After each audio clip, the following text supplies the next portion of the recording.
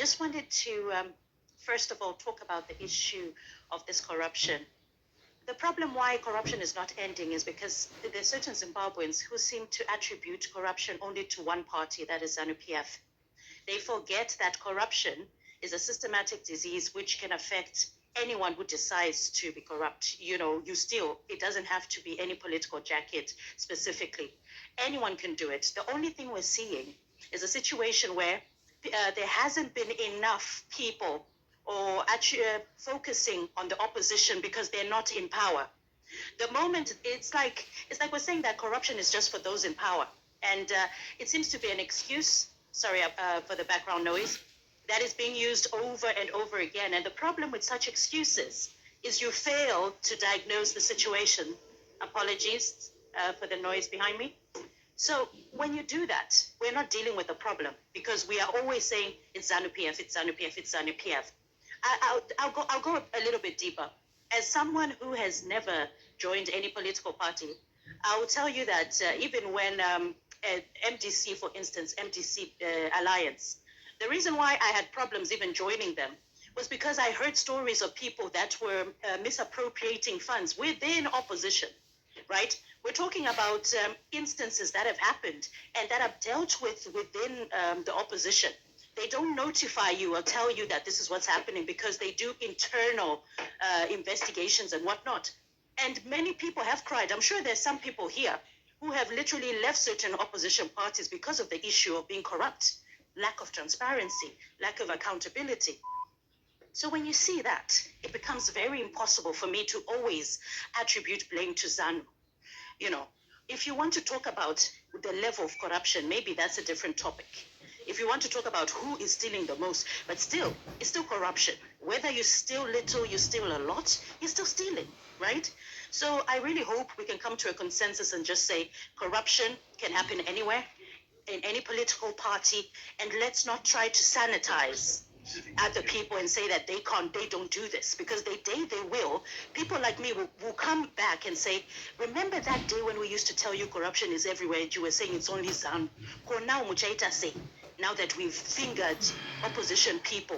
And remember, what someone does in their private time, you don't know about. So how can we come on spaces and say, no, it's only ZANU, right? As if you were in the house of an opposition to tell me how they live their lives, right? I'll leave it there, but I hope people have understood where I'm coming from. Now, coming to the discussion, it's sanctions or corruption, right? The thing you have to understand is ZANU-PF has always been using this term to say that the problems we are going through is sanctions. That is what ZANU-PF does. That is the statements that they pose. The reason they do that is because they want to attribute blame to the Westerners, and they forget to tell you that these sanctions are targeted on individuals, not Zimbabwe. It's not Zimbabwe that is under sanctions, and I agree with one of the speakers who said that. Absolutely.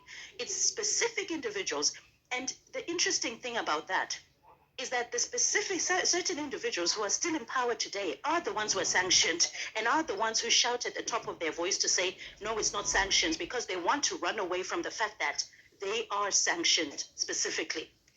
So now that we've seen the Gold Mafia documentary that came out, yes, there is people who'd say, oh, that is a move to try and speak badly about ZANU-PF or to portray this picture.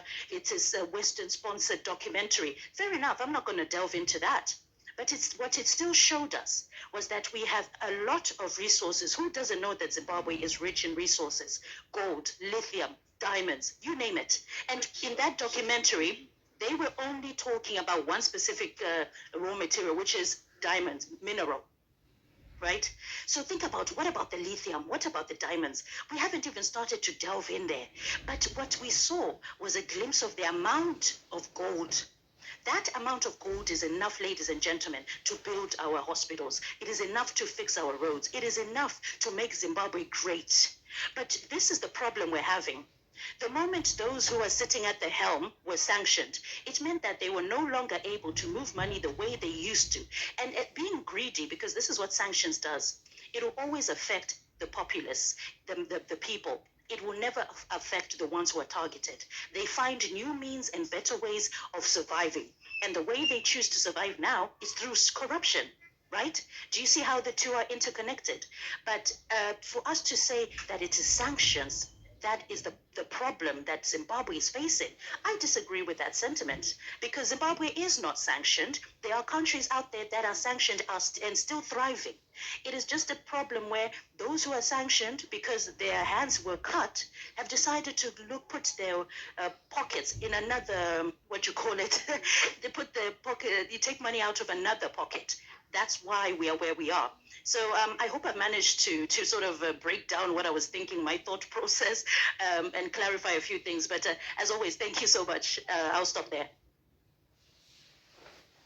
Thank you so much, Boss Alani, for your contribution this morning.